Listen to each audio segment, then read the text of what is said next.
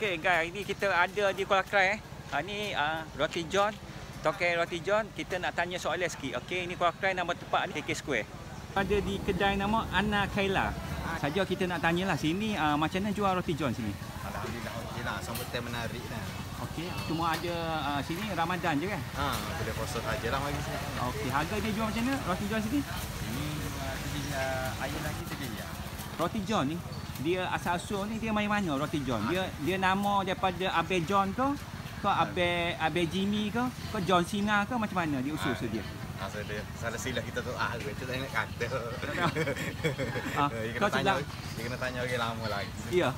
Kau adik asal macam mana nama dia Roti John? Dia asal-asal main mana Roti John? Tak tahu ke? Okey. Di roti dia tulis Roti John dah. Dia tu dia ada Roti John. Dia mungkin ada sejarah dia lah. Okey, ada sejarah. Kami kena tanya kile roti. Okey, mana itu dia. Okey. Satu lagi kedai nama dia Angah Roti John. Kedai nama apa? Angah Roti John. Habis jual Roti John kan? Okey, tanya sikit. Roti John ni asal dia daripada mana Roti John? Bahasa dia. Tak tahu. Bukan nama dia, pengasas dia nama John Cena. Ke nama dia Undertaker?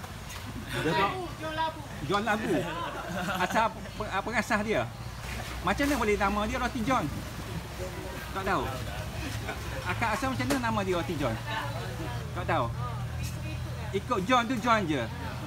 Patut next time pakai John Cena ke The Rock ke Undertaker ke. Boleh ke? Okey, ikut je lah. Okey, beres itu dia. Okey, ini kita nak tanya saja asal usul Roti John. Orang Kelantan ni lah. Kayaknya ikut je lah. Ikut zaman lah. Okey, itu dia.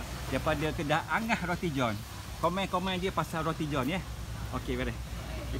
Siapa yang tahu asal usul Roti John, minta komen di bawah ya. Inilah tempat dia daripada Bazar Ramadan. Nama tempat ni KK Square. Okey, kita jumpa lagi di next episode. Okey, bye.